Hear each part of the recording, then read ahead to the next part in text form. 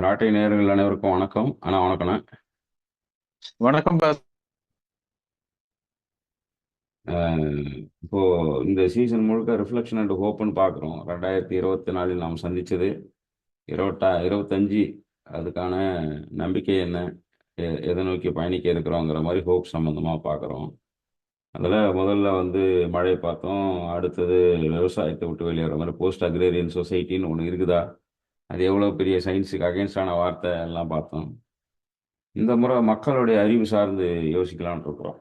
அதெல்லாம் மழை பார்த்தோம், விவசாயம் பார்த்துட்டோம். அது நாலேஜ் சொசைட்டி தானே. ஆனால் நாலேஜ் சொசைட்டியில் அதில் பீப்புள் நாலேஜ் சொசைட்டிங்கிறதுல மக்கள் சார்ந்த அறிவுங்கிறது பெருநகரங்களுக்கும் அல்லது ஆய்வகங்களுக்கும் அல்லது கல்வி நிலையங்களுக்கு மட்டுமானதா, அல்லது இத்தனை வருஷம் மக்கள் சேகரித்து வந்த அறிவும் அறிவியலும் எல்லா மக்கள்கிட்டையும் இருக்கா அப்படிங்கிறத நோக்கி கேள்வி இருக்கு. அந்த கேள்விக்கு பதிலும் இருக்கு.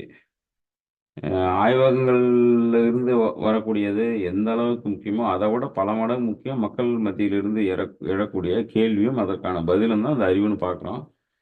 அதை ரொம்ப லிட்ரரி சொல்லணும்னா அதை ஒரு ஞானம் மரபுன்னு கூட சொல்லலாம். ஞானன்ற வார்த்தை ஒன்றும் இப்போ மேபி இந்த வலதுசாரிக பார்வைலாம் கிடையாது. ஞானங்கிறது அறிவோடைய இன்னொரு வார்த்தை தான். நாலேஜ் ஆஃப் விஸ்டம் அப்படிங்கிறதுலாம் அறிவுடைய இன்னொரு வார்த்தை தானே தவிர அதுக்கும் இதுக்கும் ரிலீஜியஸ் ஆஸ்பெக்டான ஞானத்துக்கும் சம்மந்தம் இல்லை.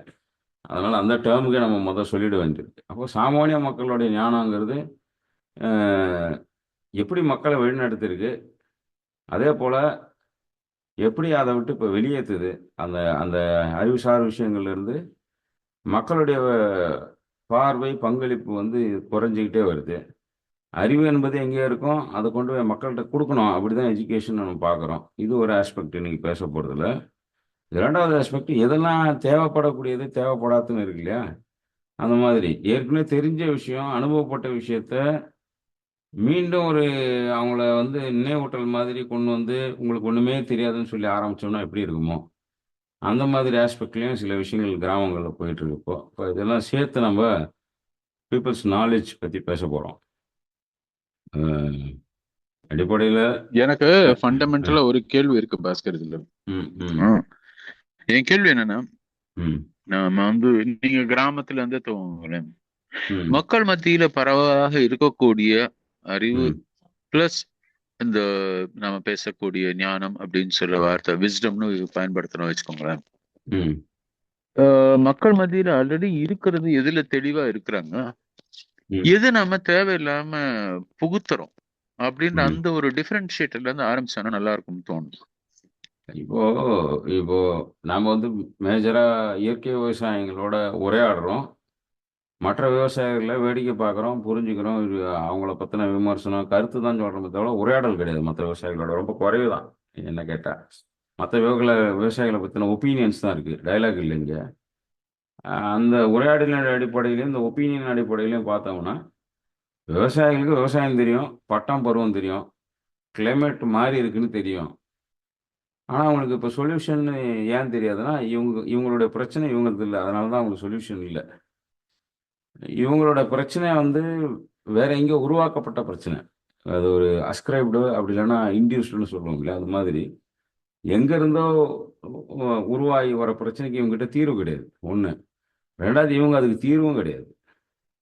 இப்போ இவங்க இமயமலையில் பனி உருக்குது அப்படின்னாக்கா, இங்கே சாத்தனூர் டேமில் வெள்ளப்பெருக்கு ஏற்படுது அப்படின்னாக்கா, சாத்தனூர் டேமில் வெள்ளப்பெருக்கு ஏற்படுறதுலேருந்து தப்பிச்சுக்கிறதுக்கு தான் மக்கள் கற்றுக்கிறாங்களே தவிர சாத்தனூர் டேமுக்கு இமயமலைக்கு என்ன கனெக்ஷன் இவங்க முடிச்சு போகிறாங்கன்னு தெரியல அப்படின்ற மாதிரி தான் இருக்குது. ரொம்ப குறைவாக பிளாஸ்டிக் பயன்படுத்தக்கூடிய மக்களுக்கு பிளாஸ்டிக்கை பற்றின எஜுகேஷன் கொடுக்குறேன்னு கிளம்பி போவாங்க. யாருன்னு பார்த்தீங்கன்னா அதிகப்படியாக பிளாஸ்டிக் பயன்படுத்துகிறவங்க. சரி, பிளாஸ்டிக்லாம் ரொம்ப பழைய விஷயம் ஆயிடுதுன்னு வச்சுக்கோங்க. கிளைமேட்டு எமர்ஜென்சியில் பிளாஸ்டிக் ஒரு பெரும் மேட்டரில் அதோட அதிகமாக பேசணும் அப்படின்னு நீர்நிலைகளை பற்றி பாடம் எடுக்க வராங்கன்னு வச்சுக்குவோம். கழிமுகங்கள் அத்தனையும் நகரத்தினுடைய பகுதியாக இருக்குது. 31 கழிமுகம் தமிழ்நாட்டில் இருக்குது. அதில் 20 ஆக்டிவாக இருக்குது. அதில் 15லேருந்து 16 கழிமுகம் நகரத்தை மையமாக வச்சுருக்கு. கழிமுகன்றது கடற்கரை ஓரமாக இருக்குது. கடற்கரை ஓரம் இருக்கிறதுல பழவேற்காட்டில் எடுத்து மணப்பாறை வரைக்கும் பார்த்தீங்கன்னா பெரும்பாலுமான பெரிய கழிமுகங்கள் அத்தனையும் உங்களுக்கு சென்னையாக இருக்கலாம், கடலூராக இருக்கலாம், அல்லது நாகப்பட்டினமாக இருக்கலாம், தூத்துக்குடி, கன்னியாகுமரி பகுதிகள் எல்லாமே நல்லா வளரப்பட்ட ஒரு நாகரீகம் கூட சொல்ல முடியாது. ஒரு இண்டஸ்ட்ரியல் போர்ஷனாக தான் இருக்கு. பெரிய பெரிய இண்டஸ்ட்ரியெலாம் கழிமுகத்துக்கு பக்கத்துல தான் வச்சிருக்கான். அதை மையமா வச்சு ஒரு ஒரு நகர கட்டமைப்பு உருவாகியிருக்காங்க. அதை அடைச்சிப்புட்டு ஊருக்குள்ள வெள்ளம் வரும்பொழுது மக்களை எஜுகேட் பண்ணுகிறாங்க. இங்க வாய்க்காலை வெட்டுங்க. இங்க மேல இருக்கிறவனுக்கும் கீழே இருக்கிறவனுக்கும் வரப்பு தகராறை உருவாக்குறாங்க.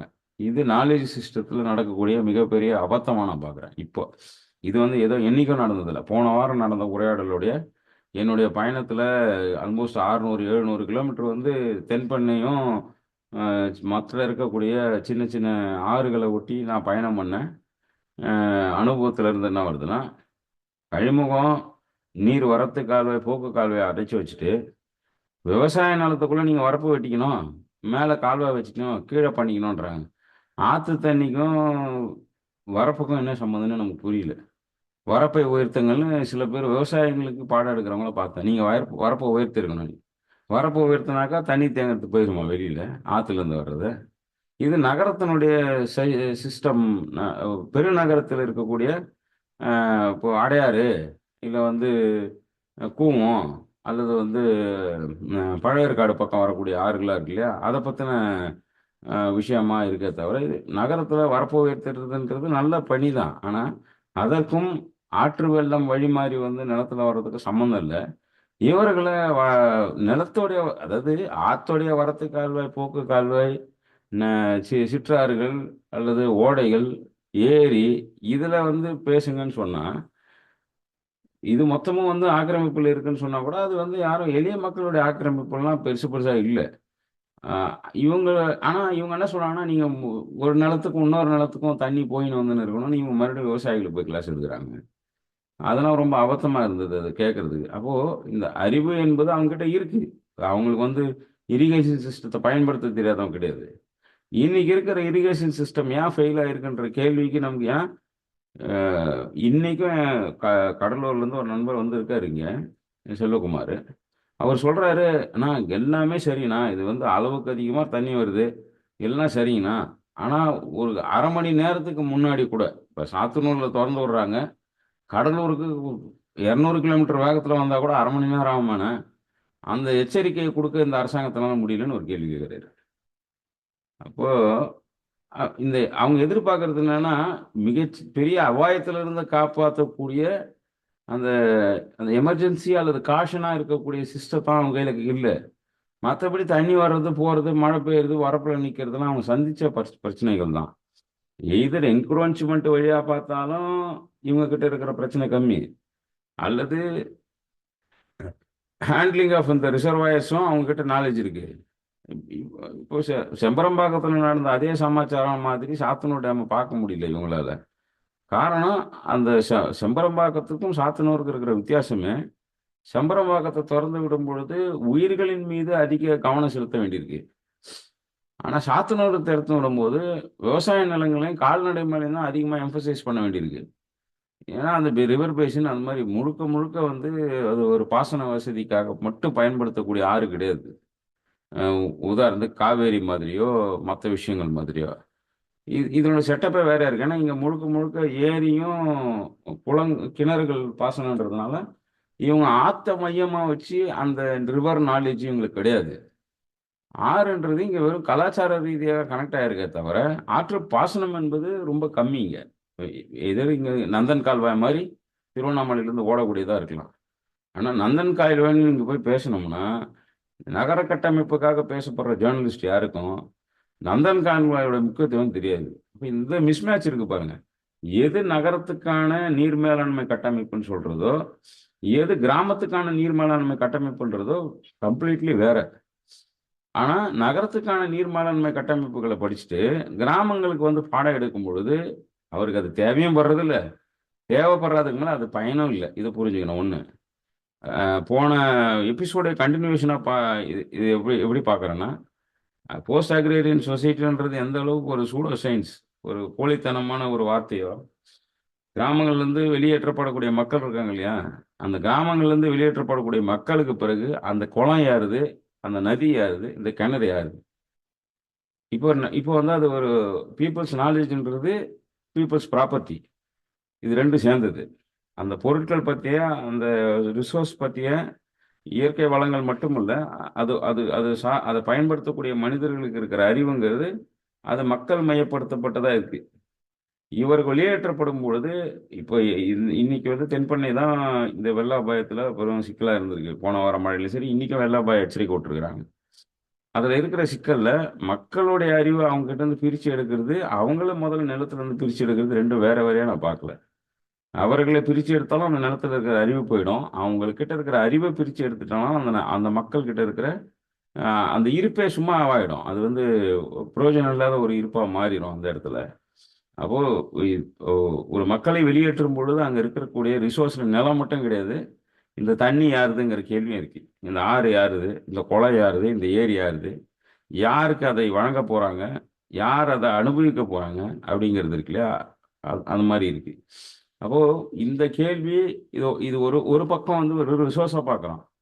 இன்னொரு பக்கம் யார் பார்த்தாலும் இன்னைக்கு என்ன சொல்றாங்கன்னா 100 நாள் வேலை வாய்ப்பு திட்டம் தான் கிராமம் அழிஞ்சு. ஒரு காலத்துல எப்படி ஜாதி தான் கிராமத்தை அழிச்சுதுன்னு சொன்னாங்களோ, அதே மாதிரி இன்னைக்கு ஒரு 100 நாள் வேலை வாய்ப்பு திட்டம் தான் கிராமத்தை அழிக்குதுங்க. அது எப்படி அழிக்குதுன்னு கேட்டா கேள்வி வருது. எங்களுக்கு வேலைக்கு வரலன்னுவாங்க, எங்க தோட்டத்துக்கு வேலைக்கு வரலன்னுவாங்க. அது ஒரு பண்ணையார் வார்த்தை மாதிரி தான் இருக்கு. ஆனா 100 நாள் வேலை வாய்ப்பு திட்டம் என்பது இன்னைக்கு கிட்டத்தட்ட 300 ரூபா அதுக்கான பணம்னா, ஒரு குடும்பத்தில் 2 பேர் வேலை செஞ்சா கூட இன்னைக்கு அந்த மக்கள் இந்த நதி நீரையோ, குளத்தையோ, ஏரியோ, பாசனத்தையோ பாதுகாக்கக்கூடிய ஒரு இடத்துல இருக்கிறவங்களா மாறிடுறாங்க. அவர்கள் பயன்பாட்டாளர்கள் மட்டும் இல்லை, அவங்க தூர் வராங்க முக்கியம் இல்லை. ஆனால் அந்த இடத்துல அவங்க இல்லைனாலே அந்த பொருள் காணாமல் போயிடும். என் தோட்டத்தில் நான் மரத்துக்கு வந்து நான் இப்போ ஒரு மாமரம் வச்சுருக்கேன். அந்த மாமரத்துக்கு நான் வந்து வாய்க்கால் வெட்டியிருக்கேன், மண் அணைச்சிருக்கேன், கிளையை வந்து ப்ரூன் பண்ணியிருக்கேன். இது எல்லாத்த விட அந்த மாமரத்தை நான் தினமும் பார்க்கணும். இல்லைன்னா அந்த மாமரம் காணாமல் போயிடும். பழத்துக்காக காணாமல் போகலாம், மரத்துக்காக காணாமல் போகலாம், ஏதோ ஒன்றுத்துல. அதே மாதிரி இந்த மக்கள்லாம் கார்டியனாக இருக்கிறாங்க. இந்த நாலேஜ் என்பதும் கார்டியனாக இருக்கு. இந்த இந்த இந்த இந்த இயற்கை வளங்களுடைய கார்டியன்ஸ் வெளியேறும்போது இந்த இந்த வளங்கள் யாருது, இந்த தண்ணி, இந்த மண் யாருக்கு போய் சேருங்கிறது தான் இந்த நாலேஜோட இணைஞ்சிருக்கிற ஒரு ஃபேக்டராக பார்க்குறேன்.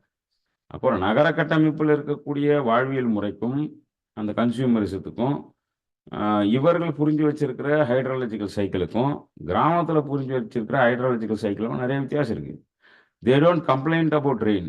அது வந்து நம்ம புரிஞ்சுக்கணும். அவங்க கம்ப்ளைண்ட் அபவுட் சிஸ்டம் தான், எங்களுக்கு அதை எச்சரிக்கை கொடுக்கலன்னு. யாருமே வெள்ளத்தை நீங்கள் இன்னைக்கும் வெள்ளம் அடிச்சுன்னு வந்தால் கூட அதில் 4 பூவை போட்டு ஒரு தேங்காயை உடைச்சு கும்பிட்ற பழக்கம் இருந்துச்சு, ஆத்து திருவிழான்னு சொல்லி. ஏன்னா அது அது கடவுள் மறுப்பா எத்தனை பேர் இது பண்ணாலும் சரி, இயற்கை வழிபாட்டு முறைன்றதுக்கும் இந்த இவங்க சொல்ற கடவுள் மறுப்புக்கும் சம்மந்தமே கிடையாது. அப்போ இந்த வெள்ளத்தை இவங்க வெள்ள அபாயம்னு சொல்றத கூட, அது வர்றதுக்கு 1/2 மணி நேரத்துக்கு முன்னாடி போய் ஒரு தேங்காய் வெத்தலை பார்க்க பூ பழத்தை வச்சு கும்பிட்டு வர பழக்கங்கிறது இருக்கு. அது அது காரணம் என்னன்னா, அந்த தண்ணி தான் உயிர்னு அவனுக்கு தெரியும். அந்த தண்ணியை வந்து அவ்வளோ முக்கியமான ஒரு அது வந்து இப்போ எப்படி சத்தியமங்கலம் ஃபாரஸ்ட்ல ஒரு யானை வந்து ஒரு பழங்குடி மக்கள் வீட்டை இடிச்சிட்டா, அவர் இடத்துல நாம இருக்கோம், அதனால இந்த தொந்தரவு நம்ம அனுபவிச்சுக்கணும், அவங்க பேசுறத காது பட நான் கேட்டிருக்கேன். அதே யானை வந்து கொஞ்சம் பிளெயின்ஸுக்கு வந்துருச்சுன்னா, எலக்ட்ரிக் ஷாக்லேயோ ரயில்வே தண்டவாளத்துலேயோ அடிபட்டு சாகும் பொழுது, அது இடத்துல நம்ம ட்ரெயின் ஓட்டிட்டோம், அது இடத்துல நம்ம ஃபென்ஸ் போட்டிட்டோம், அந்த வாய் சொல்லாது. அதே தான் வெள்ளத்துக்கும். இந்த மழையை வந்து மக்கள் மழையை கம்ப்ளைண்ட் பண்ணுறது இல்லை, மழையை சபிக்கிறது இல்லை. ஜேர்னலிஸ்ட்டுங்க வந்து போன வாரம் சொல்லும்போது கருணையற்ற மழை, ஆத்திரம் நிறைந்த மழைலாம் எழுதும்போது அப்படி இவங்க சொல்கிறதே கிடையாது. மழை அது பாட்டுன்னு பெய்யுது, ஆற்றுல தண்ணி போகுதுன்றது ஒரு சைக்கிள், இயற்கை நிகழ்வு. அது அந்த கிளைமேட்டில் நடந்தாலும் சரி, அது கிளைமேட் கிரிசிஸ் இல்லாமல் இதுதான் மான்சூன் நடந்தாலும் சரி, அதை அவங்க ஏற்றுக்கிறாங்க. ஆனால் இப்போ அவங்க ஏற்றுக்காதுனா, எங்களுக்கு டேமை திறந்து விடுறது வந்து மனிதனுடைய கண்ட்ரோலில் இருக்குது, அது பியூரோக்ரஸியில் இருக்குது, அது ஒரு அதிகாரிகிட்ட இருக்குது. அதை தான் அவங்க கேள்வி கேட்குறாங்க. கிராமத்தில் நான் பயணம் பண்ண கற்றுக்கிந்தேன்னா, அவர்கள் கேள்வி கேட்பது மேகத்திய மழையே இல்லை. அவங்க கேள்வி கேட்கறது அந்த அதிகாரி எவன் திறந்து விடுறான், எவன் முடிவு எடுக்கிறான், எவ்வளோ திறந்து விடுறான், ஏன் திறந்து விட போகிறோன்னு சொல்லலை, ஏன் இது பண்ணலன்றது தான் அவங்களுடைய கொஷினாக இருக்க தவிர மழையை சபிப்பதாக இல்லை. ஆனால் நகரத்தில் கூட மழையை சபிக்கிறாங்க. இந்த சபிக்கிறத அறிவாக கொண்டு போய் கிராமத்தில் சொல்கிறாங்க, இந்த அபத்தத்தை கொண்டு போய் சொல்கிறாங்க. இந்த 3 விஷயங்களும் தானே நான் பார்க்குறேன். ஒன்று, மக்கள்கிட்ட இருக்கிற அறிவை நீங்கள் பிரித்து எடுத்தால் மக்கள் அங்கேருந்து எடுத்ததாக தான் சமம். அதே போல் அங்கே இருக்கக்கூடிய மக்களை அங்கேருந்து எடுத்தாலும் அங்கே இருக்கிற அறிவை, இது ஒரு ஈக்குலிபிரியம் தான். அங்க மக்கள் வாழலைன்னா அங்க இருக்கிற அறிவு போயிடும். நீர் மேலாண்மை சார்ந்த, நீர் சுழற்சி சார்ந்த, கரிம சுழற்சி சார்ந்த, மண் வளம் சார்ந்த அறிவு போயிடும். அப்புறம் அதுக்கு பிறகு அது வந்து வெறும் பணமா பார்க்கப்படுற விஷயம் ஆயிடும். இது எல்லாமே காசா இருந்தா அவ்வளவுதான். ஒரு கிணத்துல தண்ணி வருது அப்படின்னா, இப்போ நேத்து வந்து மலை சுத்துற வழியில சும்மா பைக்ல போறோம். கூட வந்தவங்க கேட்குறாங்க, நகரத்துக்கு போடப்பட்ட ரோட்ல இருந்து சும்மா ஒரு 25 அடியில விவசாயம் பண்ணுகிறாங்க. ஒரு ஏக்கர் 3 கோடி ரூபாய் கிட்ட போகுது. அப்படின்னா, இதே மாதிரி வேற எங்கேயாவது இடம் இருந்ததுன்னு வைங்க, அந்த 3 கோடிக்கு ஆசைப்பட்டு விற்க தான் செய்வாங்களே தவிர, ஒரு விவசாயி ஏன் விவசாயம் பண்றன்ற கேள்விக்கு பதிலே கிடையாது. 3 கோடி ரூபாய் வந்தா பணத்தை போட்டு உட்காந்துருக்கலாமே. எப்படி குறைச்சு குறைச்சு பார்த்தா கூட அவருடைய வாழ்க்கைக்கு வாழ்வாதாரத்துக்கும் ஒரு நல்ல ரிசோர்ஸா மாறிடும் அந்த ஒரு ஏக்கருங்கிறது. ஒரு சிறு விவசாயி ஏன் இத்தனை நகரத்துக்கு மத்தியில ஒரு விவசாயத்தை பார்க்குறாரு? ஒரு பூச்செடி வைக்கிறாரு, ஒரு காய்கறி செடி வைக்கிறாரு. அப்படின்னும்போது, இது ஒரு வகையான நாலேட்ஜ் விஸ்டம்ங்கிறது மக்கள் ஏத்துக்கிறது இல்ல. எப்படி ஒரு டெவலப்மெண்ட் சயின்ஸ்ல சின்ன ஃபேக்டர் ஒரு எக்கனாமிக் பாலிசி புரிஞ்சுக்கிறதோ, அல்லது ஒரு ஐடிய புரிஞ்சுக்கிறதோ, இன்ஃப்ராஸ்ட்ரக்சர் புரிஞ்சுக்கிறது அறிவுன்னு நம்புறாங்களோ, பயிர் வளருவதை பார்த்து ரசிக்கிறது அறிவுனோ, ஞானனோ இவங்க நம்புறதே கிடையாது. அது முட்டாள்தனம்னு இவங்க பச்சை குத்துறதுன்றது, கிராமத்துக்கு அறிவு இல்லைன்னு சொல்றதும் 2மே ஒண்ணுதான். இதுதான் நான் ஃபர்ஸ்ட் ஃபேஸ்ல எனக்கு தோணுது. நீங்க சொன்ன இந்த விஷயம் வந்து நீங்க பேசிட்டு இருந்தப்போ எனக்கு என்ன தோணுதுன்னா, ஒரு பக்கம் நாம இயற்கையோட இணைஞ்சு இருக்கக்கூடிய நீங்க இந்த இயற்கை விவசாயிகளை பத்தி பேசுனது, ம். இரண்டாவது வந்து அந்த இதுல இருந்து கொஞ்சம் கண்ணியப்பட்டு நகரப்புற வாழ்க்கை அப்படின்றது, நான் ஒரு மேஜர் கான்ஃபிளிக்டா இந்த அறிவுசார் விஷயங்களை பத்தி பேசும்போது அது ஞானத்தின் மரபாக பார்க்கறது இல்லாம ஒரு மக்கள் மத்தியில இருக்கக்கூடிய மக்கள் ஞானம் அப்படின்னு பார்க்கறது, பீப்புள்ஸ் விஸ்டம் அப்படின்னு பார்த்தான்னா, ஆஹ், இந்த நகரப்புற மக்களுக்கு அவங்க வாழ்க்கையை அகாமடேட் பண்றதுக்கு, அதை வந்து அங்கீகாரம் பண்ணி அதை வந்து அகாமடேட் பண்றதுக்கான வாழ்க்கையாக கிராமத்து மக்களையோ அல்லது இயற்கையை டிஸ்டர்ப் பண்ணாம வாழ்றவங்களையோ மீண்டும் மீண்டும் வந்து அவங்க மேல திணிக்கிறதாக தான் நான் பாக்குறேன். இப்போ நகரத்து வாழ்க்கை வந்து பொருளாதார அடிப்படையில இந்த அளவுக்கு பேமெண்ட் கிடையாது, இந்த அளவுக்கு உங்களுக்கு வருமானம் இல்லை அப்படின்னு நகரங்களே இருக்க வாய்ப்பில்லை. நகரங்கள் இருக்கிறதுக்கு ஒரே காரணமே வந்து பணம் சார்ந்த பொருளாதாரம். நான் வந்து ஒட்டுமொத்த பொருளாதாரம்னு கூட சொல்ல மாட்டேன். இந்த சண்டை பொருளாதாரத்தோடைய ஒரே ஒரு பரிமாணத்துல நகரங்கள் வந்து பெருசா இருக்குது. ஆனா நீங்க சொல்ல அந்த அறிவுசார் அந்த ஒரு நெகோசியேஷனே எங்க எப்படி இருக்குதுன்னா, எங்க லைஃப் அகாமடேட் பண்றதுக்கு நீங்க என்னென்னலாம் புரிஞ்சுக்கணுமோ புதுசா கத்துக்கணுமோ அதெல்லாம் கத்துக்குங்க, ஏங்க எங்க லைஃப் ஸ்டைல் நாங்க மாத்திக்க மாட்டோம் அப்படின்னு நகரத்தை சேர்ந்தவர்கள் சொல்றதாக தான் நான் பாக்குறேன். இப்ப நீங்க சொல்லும் போது நான் கேட்கும் போது எனக்கு அதுதான் தோணுச்சு. ஏன்னா என்ன அகாமடேட் பண்ண சொல்லி நம்ம சொல்றோம் அப்படின்னு சொல்லி நீங்க சொன்னீங்க இல்லையா, என்ன விஷயத்த வந்து நம்ம அகாமடேட் பண்ண சொல்லி சொல்றோம் அப்படின்னு பார்த்தோம்னா, மீண்டும் மீண்டும் வந்து அன்னைக்கு இந்த ட்ரெயின்ல வந்துட்டு இருந்தேன், வந்தே பாரத் ட்ரெயின்ல ஒரு விஷயம் பார்க்க முடிஞ்சு. அந்த ட்ரெயின்ல தொடர்ந்து வந்து ஒரு ஒரு மெசேஜ் ஒன்று ஓடிட்டு இருக்குது, பெருசா ஒரு ஸ்கிரீன் இருக்குது. நீங்க உட்காந்தீங்கன்னா அந்த ஸ்கிரீன் எல்லார் தலைக்கும் மேலேயும் அந்த ஸ்கிரீன் தெரியுது உங்களுக்கு. அந்த ஸ்கிரீன்ல இந்த தொடர் வண்டி என்ன வேகத்துக்குள்ள போகுது, 120 km/h ஸ்பீட்ல போகுது, 123, 130, 24, 130 அப்படின்னு அது என்ன வேகத்துல போகுது அப்படின்றது ரியல் டைம் அப்டேட் நடந்துட்டே இருக்கு. அது வந்து இந்த ஸ்க்ரால் ஆகிட்டே இருக்குது. அதாவது அப்டேட் அப்பப்போ அப்டேட் ஆயிட்டே இருக்கு, ஒவ்வொரு நிமிடமும் அப்டேட் ஆகுது. எனக்கு என்ன புரியலன்னா, இது எவ்வளவு பேருக்கு தேவை அப்படின்னு எனக்கு புரியல. இது தெரிஞ்சுட்டு நம்ம என்ன செய்ய போறோம் அப்படின்னு. ஆனா அதே சமயம் அவங்க கொடுத்த உணவு பாத்தீங்கன்னா, ஒரு 6 பிளாஸ்டிக் பொட்டலத்துல உணவு கொடுத்தாங்க. அதுக்கப்புறம் அந்த மொத்தத்தையும் அப்படியே குப்பையை அள்ளிட்டு போறாங்க, அது எங்க போகுதுன்னு தெரியல. இப்போ மக்களுக்கு தேவையான ஒரு மெசேஜ் நீங்க கொடுக்குறீங்க அப்படின்னா, என்ன மெசேஜ் கொடுப்பீங்க? இப்போ இந்த மாதிரி ஒரு ட்ரெயின் என்ன மெசேஜ் நீங்க கொடுக்கலாம் மக்களுக்கு அப்படின்னா, ஒரே ஒரு இன்ஸ்ட்ரக்ஷன் தான் பெருசா போட்டிருக்குது. என்ன இன்ஸ்ட்ரக்ஷன் போட்டிருக்காங்கன்னா, புகைப்பிடித்தல் தவறு, இங்க புகை பிடிக்க கூடாது அப்படின்னு. அது முன்னாடியே எல்லா இடத்துலயும் போட்டிருப்பாங்க, இங்க பிடிக்க கூடாதுன்னு முன்னாடி போட்டிருப்பா. இப்ப அடிஷனலா என்ன போட்டிருக்கிறாங்கன்னா, நீங்க புகையை பிடிச்சீங்கன்னா நாங்க வந்து எல்லா இடத்துலயும் கேமரா வச்சிருக்கிறோம், டாய்லெட் ஸ்மோக் டிடெக்டர் வச்சிருக்கிறோம், அதனால நீங்க புகைப்பிடிப்பதை நாங்க கண்டுபிடிச்சிருவோம், அதை வச்சு உங்களுக்கு அபராதம் போடுவோம் அப்படின்னு. இது வந்து எல்லா இடத்துலயும் ஸ்பீக்கர்ல போட்டிருக்கிறாங்க, அது ஸ்கிரால் ஆகவும் வருது, அதே ஸ்கிரீன்ல வருது. மற்ற இன்ஸ்ட்ரக்ஷன் வேற என்ன வருது?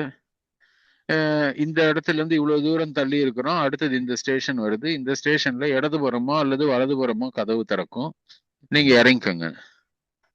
இது சொல்லலைனாலும் நான் கதவு திறந்து நான் இறங்கி போறேன்னா நான் எந்த பக்கம் இறங்க போறேன், கதவு எந்த பக்கம் திறக்குதோ திறந்து இறங்கி தான் போறேன். இது வந்து எனக்கு தேவையில்லாத விஷயம். அதே மாதிரி ஒருத்தர் வந்து ஸ்மோக் பண்ண போறாரு போகணும்னா நீங்க வந்து பண்ணக்கூடாதுன்னு போட்டாலும் ஒண்ணுதான், பண்ணக்கூடாது ஆனா நான் வந்து கண்காணிச்சுட்டு இருக்கிறேன் அப்படின்னு பயமுறுத்துறதும் ஒண்ணுதான். என்ன நீங்க அவ்வளவு பயமுறுத்தலைனாலும் பிடிக்காம இருக்கவும் பிடிக்காம தான் இருக்க போற. அதையும் தாண்டி ஏமாத்தி பிடிக்கிறதுக்கு முனைஞ்சு இருக்கிறவன் அதையும் தாண்டி ஏதாவது ஒரு விதத்துல பிடிக்கிறதுக்கு முயற்சி செய்யத்தான் போறான். சோ அது ரெண்டுத்தினாலையும் எனக்கு வந்து எந்த விதமான ஒரு பயனும் இருக்குமா தெரியல. தனிநபர் பிஹேவியர் பத்தி தான். ஆனா இவங்க கண்ட்ரோல்ல இருக்கக்கூடிய பிஹேவியர் என்னன்னு பார்த்தீங்கன்னா, இவங்க கண்ட்ரோல்ல இருக்கக்கூடிய பிஹேவியர் எவ்வளவு வேஸ்ட் பண்றோம் எவ்வளவு வேஸ்ட் பண்ணல அப்படின்றது. சோ அந்த என்ன மெசேஜ் கொடுக்குறோன்றது மக்களுக்கு அதுல இருந்து எவ்வளவு பிரயோஜனம் இருக்குதா அப்படின்றத தாண்டி மக்களுக்கு இது வந்து நம்ம கண்ட்ரோல்ல இருக்கான்னு பார்க்கணும்ல. சோ சோசியலி உங்க கண்ணு முன்னாடியே பிளாஸ்டிக்கை வந்து இவ்வளவு விரயம் பண்ணி இவ்வளவு உணவு மாத்திரம், அது பிளாஸ்டிக் மாத்திரம் இல்ல, உணவே வேஸ்ட் ஆகுது. ஏன்னா பிக்சரா கொடுத்துட்டு போயிடுறேன். நான் அதுல எனக்கு ஒரு உணவு எனக்கு தேவையில்லைன்னு சொல்லி நான் திருப்பி கொடுத்தேன்னு அவரு சொல்லிட்டாரு, சார் அது மாத்திரம் நான் என்னால எடுத்துட்டு போக முடியாது சார், நீங்க வச்சிருங்க அப்படியே வேஸ்ட் பண்ணிடுறேன் அப்படின்ட்டாரு. இப்ப முன்னாடி எல்லாம் என்ன பண்ணுவீங்க, உங்களுக்கு வந்து கொடுக்குற 4 விஷயத்துல ஒரு விஷயம் உங்களுக்கு ஒத்து வரலன்னா நீ அவர்கிட்ட கொடுத்தனா அவர் எடுத்துட்டு போய் இன்னொருத்தர்கிட்ட கொடுப்பாரு. இப்ப என்ன பண்ணிட்டாங்கன்னா இவர் அது மாதிரிலாம் எதுவும் முயற்சி பண்றதே கிடையாது. அது அவருக்கு வந்து எக்ஸ்ட்ரா வேலையா பாக்குறாரு இப்ப இருக்கிறவரு.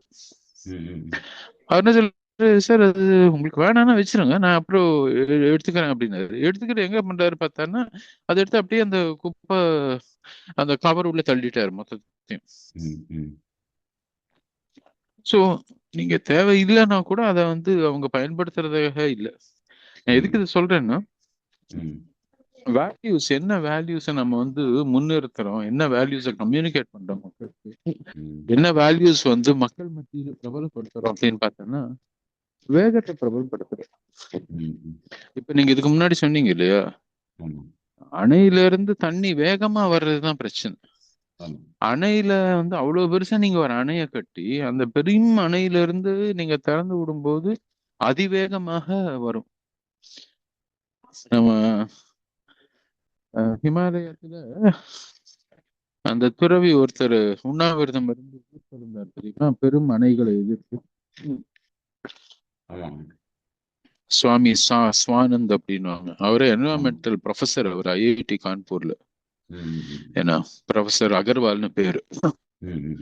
அவர் வந்து ப்ரொஃபஸரா இருந்து அறிவுபூர்வமா இதை சொல்ல முயற்சி பண்ணாரு. இத வந்து அறிவியல் சார்ந்து சொன்னாரு. இமாலயத்துல வந்து முழுக்க முழுக்க இது நடக்கக்கூடிய ஏரியா, அதாவது முழுக்க முழுக்க இது வந்து எர்த்குவேக் வரக்கூடிய ஏரியா, நிலநடுக்கம் வர்ற ஏரியால போயிட்டு நீங்க இவ்வளவு பெருசா டேமு கட்டினீங்கன்னா அவர் சிஸ்டமேட்டிக்கா அதை வந்து கால்குலேட் பண்ணியே காமிச்சாரு. பெரிய ஒரு வெள்ளமோ ஏதோ வந்து ஒரு சின்ன பிரீச் அந்த டேம்ல ஏற்பட்டதுன்னா எந்தெந்த நகரத்துக்கு எவ்வளவு வேகமா தண்ணி வரும் அப்படின்னு. அங்க அந்த இவங்க கட்டிட்டு இருந்த அந்த பாகீரதியில இவங்க கட்டிட்டு இருந்த அந்த ஒரு டேம்ல இருந்து ஒரு சின்ன பிரீச் ஆச்சுன்னா அடுத்த 5 நிமிடத்துக்குள்ள எந்தெந்த நகரங்கள் வந்து அழிக்கப்படும், ம், அடுத்த ம், 10 நிமிஷத்துல எது அழிக்கப்படும், அடுத்த அரை மணி நேரத்துல எது அழிக்கப்படும், அடுத்த 1 மணி நேரத்துக்குள்ள எது அழிக்கப்படும். ம், அப்படி பார்த்தோம்னா அத ம், நதியை ஒட்டி இருக்கக்கூடிய, நீங்க சொன்ன மாதிரி நதிக்கரைகள்லயும் கடலுடைய அந்த கழிமுகத்திலையும் ஒட்டி தானே நம்ம நகரங்களை உருவாக்கி இருக்கிறோம். ஆமா. சோ அந்த நகரங்கள் ஒவ்வொன்றா அழிஞ்சிட்டே வரும். அது வந்து ம், இவ்வளவு நகரங்கள் அழிஞ்சு போகும். அத ம். வந்து நீங்க 10 நிமிஷத்துக்குள்ள நீங்க நகரத்தை காலி பண்ண முடியுமா? எந்த நகரத்தையும் உங்களால காலி பண்ண முடியும்? ஒண்ணும் முடியாது. 1 லட்சத்துக்கு மேல இருக்கக்கூடிய நகரங்கள் அப்படின்னு நம்ம சொல்ற நகரங்கள் 10 லட்சத்துக்கு மேல இருந்ததுன்னா நம்ம வந்து இதுன்னு சொல்றோம். அதாவது என்ன சொல்றோம்? பெருநகரம், முனிசிபாலிட்டிங்கிறோம், முனிசிபாலிட்டி. கார்பரேஷன்ங்கிறோம். 20 லட்சமோ 25 லட்சம்னா கார்பரேஷன், அது ஒரு விதிமுறை ம். வச்சிருக்கோம். ஆமா. அப்போ அது மாதிரி இருந்துச்சுன்னா நீங்க எப்படி அவ்வளவு பேரை வந்து அப்ரூவ் படுத்த முடியும்? 5 நிமிஷத்துலயோ 15 நிமிஷத்துக்குள்ளயோ இல்ல 1 மணி நேரத்துலயோ எப்படி அப்ரூவ் படுத்த முடியும்? ஒரு சதுர கிலோமீட்டர்ல 23,000 பேர் வாழறாங்களாம் மெட்ராஸ்ல. ம், இருக்கிறது ஈஸ்ட் அருணாச்சல பிரதேஷ். சதுர கிலோமீட்டருக்கு 17 பேர். ம், மற்ற ஆவரேஜ், இந்தியன் ஆவரேஜ் 1000. ம், 23 மடங்கு வந்து நம்ம வந்து அதில் வந்து திணிச்சு வச்சிருக்கோம். ம், இது வந்து சென்னை கேஸு. இன்னும் டெல்லி, பாம்பே, மெட்ராஸ், கல்கத்தாலாம் இன்னும் நான் ஒன்றும் படிக்கல, தெரியல. இன்னைக்கு ம், இன்னையோட இந்த வருஷத்தினுடைய தரவு தெரியல. நான் முன்னாடிலேருந்து ஃபாலோ பண்ணியிருக்கேன் டெமோகிராஃபி. ம், ஒரு சதுர கிலோமீட்டரில் 23,000 பேர். ம், ஆனால் நாட்டுடைய ஆவரேஜ் 1000. ம். யோசிச்சு பாரு, சோ 23 நம்ம மடங்கு. வந்து அதை அவ்வளவு பேரை வந்து நம்ம அருணாச்சல பிரதேசம் யோசிச்சோம்னாக்கா அது 1000 மடங்கு ஆயிடும். ம். ம், ம், இல்ல எதுக்கு சொல்றேன்னா, அஹ், ம், மீண்டும் மீண்டும் அந்த மக்கள் மத்தியில இருக்கக்கூடிய அறிவு நீங்க சொன்னது சரிதான். அதாவது ம், ஒரு விதமான அறிவு வந்து மக்கள் மத்தியில மறக்கடிக்கப்படுது. ம், பாரம்பரிய அறிவு, இயற்கையோட சேர்ந்து இருக்கக்கூடிய அறிவுன்றது மறக்கடிக்கப்படுது. ம், ஆனா அதே சமயத்துல ம், இன்னொரு விஷயத்த அறிவுன்னு எடுத்துட்டு போய் கொடுக்குறோம். அது அது எதை கொடுக்குறோம்னு பாத்தீங்கன்னா, இயற்கையை விட்டு விலகி அதுல எப்படி வாழ்க்கையை நடத்துறது அப்படின்றதற்கான ஒரு புரிதலையும் ஒரு இதுதான் எடுத்துட்டு போய் கொடுக்குறோம். அதான். தொழில்நுட்பத்தின் வாயிலாக இன்னும் பெருசா எடுத்துட்டு போய் வேற சேர்க்கிறோம் அது. இப்போ அதாவது ரொம்ப இப்போ சிம்பிளா ஐ சொல்லணும்னா, எனக்கு ரிசோர்ஸ் ஐ ஓவர் கண்ட்ரோல். லிவ்னு நம்ம ஐ லிவ்னு என்னமோ ஒண்ணு ஒரு நம்ம பிரதம மந்திரி கூட ஒரு இது ஒண்ணு போட்டாரு. ஒரு பெரிய ஒரு ப்ராஜெக்ட் மாதிரி நீத்தி ஆயோக்ல வச்சிருக்கான். அதுல நீங்கள் பிளாஸ்டிக்கை சேமிப்பது எப்படி, உங்களுடைய கன்சம்ஷனை நீங்க எப்படி குறைக்கலாம், நீங்க எப்படி யோகா செய்யலாம் அப்படின்னு அதை வந்து ஒரு இதுவாக ஒரு மிஷன் மோட்ல அதை எப்படி செய்யறதுன்னு வேற அரசாங்கம் ப்ரோமோட் பண்ற. அதையும் ப்ரோமோட் பண்ணி சைமல்டேனியஸா இதையும் சொல்றேன். சாரி, நீங்க எதை சொல்ல ஆரம்பிச்சீங்க, நான் இது சொல்லி முடிச்சிருக்கலான்னு சொல்லுங்க, இதையும் சொல்லுங்க, சொல்லணும்னு நினைச்சேன், அதனாலதான். சொல்லுங்க, சொல்லுங்க, சொல்லுங்க. இல்ல இல்ல, அதான் இந்த ஒரு பக்கம் அரசாங்கம் இதையும் ப்ரோமோட் பண்ணி இன்னொரு பக்கம் வந்து முழுக்க முழுக்க பிளாஸ்டிக் சேர்ந்து உணவு கொடுக்கறதையும் அவங்களே ப்ரோமோட் பண்ணாங்கன்னா மக்கள் எப்படி நம்புவாங்க? அது இந்த சோ ரொம்ப அடிப்படையில் ஒரு மார்க்சிய சிந்தனையாவோ அல்லது ஒரு சோசியலிஸ்ட் டெமோக்ரஸி மாதிரியான சிந்தனை உருவாதுல ஃப்ரீடம் சம்பந்தமா. கண்ட்ரோல் ஓவர் ரிசோர்ஸ் யாருக்கு இருக்குங்கிறது தான் சிக்கலாக இருக்கு. இவங்க கொடுக்குற எந்த நாலேஜும் கண்ட்ரோல் ஓவர் அவங்களுடைய ரிசோர்ஸ் மேலே கிடையாது. அதை விட்டு விலகிறதா இருக்கு. என்ன கேட்டால் அது இந்த நாலேஜ் சிஸ்டத்தில் இருக்கக்கூடிய மிகப்பெரிய டேஞ்சரான அதை பார்க்குறேன். அவர்களான வளத்தின் மீதான கண்ட்ரோல் அவங்களை இழக்கச் செய்து அதனுடைய அப்ளிகேஷனையும் ப்ராடக்ட் மேலேயும் கண்ட்ரோல் கொடுக்கறதுங்கிறது எந்த விதத்துலையும் அது ஒரு சஸ்டைனபிள் மாடல் மட்டும் கிடையாது, அது ஒரு ஜஸ்டிஸ் மாடலும் கிடையாது. வெறும் இல்ல, நான் நிலைத்த ஒரு நீடித்த. சின்ன மாற்றம் அதுல பாஸ்கர் நீங்க சொல்றதுல ஆ, ரிலேஷன்ஷிப் வித் ரிசோர்சஸ் இருக்குல்ல, அதுதான் ஆமாம். மாத்துறோம். அதுதான். ரிலேஷன்ஷிப் இருந்ததை நம்ம கண்ட்ரோலா மாத்துறோம். அதாவது ம், நாம என்ன சொல்றோம், ம், கண்ட்ரோல் முக்கியம் அப்படிங்கிறோம். இதுக்கு முன்னாடி ம், நீங்க சொன்ன மாதிரி ம், அந்த கிணத்தை பத்தி சொல்லிட்டு இருந்தீங்களே, எவ்வளவு 1000 கிணறுகள் இருக்கும்போது ஒரு மனுஷன் ஒரு ஊரை விட்டு போகும்போது 10 பேர் அந்த ஊரை விட்டு போறாங்கன்னா அந்த ஊர்ல ஒரு கிணறு காலி ஆயிடும் சொன்னீங்க. ம், அது மாதிரி there is a relationship between humans and nature. ஒரு ம், ஒரு தொடர்பு இருக்குது, ஒரு உறவு இருக்குது. ம், அந்த உறவு காலி பண்ணிடுறோம். அதுக்கு ம், பதிலா கண்ட்ரோல் எடுத்துட்டு வரும். கண்ட்ரோல் என்ன ம், சொல்றோம், நாங்க வெறும் டேம் கட்டுவோம், டேமோட ம், கண்ட்ரோல் எங்க கையில இருக்கும். ம், டேம்ல இருந்து நாங்க தண்ணி விட போறோம்னா உங்களுக்கு சொல்லுவோம், நீங்க எழுந்து போயிடணும். அந்த ம், உங்க வீட்டுல இருந்து நீங்க போயிடணும். ஏன்னா உங்க ம், வீட்டுக்கு நாங்க தண்ணி திறந்து விட்டா வரும். ம். ஸோ இது வந்து யார் கண்ட்ரோல் பண்றது? இந்த ம் டேம் வந்து எப்ப திறக்கிறதுன்னு யார் கண்ட்ரோல்? இப்போ நம்ம தமிழ்நாட்டில் நடக்கக்கூடிய இந்த பேச்சுவார்த்தைகள் கூட சட்டப்பேரவையில் கூட இதை பத்தி தான் பேசினாங்க. ம் ஏன்னா ம் இந்த வெள்ளம் 2015 வெள்ளம் வர்றதுக்கு காரணம் யார்? ம் டேம் எப்ப திறந்தாங்க, எப்ப திறக்கல? ம் டேம் எப்ப திறந்தாங்க, எப்ப திறந்தாங்க, திறக்கலன்றது முக்கியம் கிடையாது. ம் ஒரு நகரம் வந்து 23,000 பேர் ஒரு சதுர ஸ்கொயர் மீட்டர்ல வந்து உருவாகலான்னு நினைச்சது யாரு? அதுதானே ம் முதல் தவறு. ஆமா.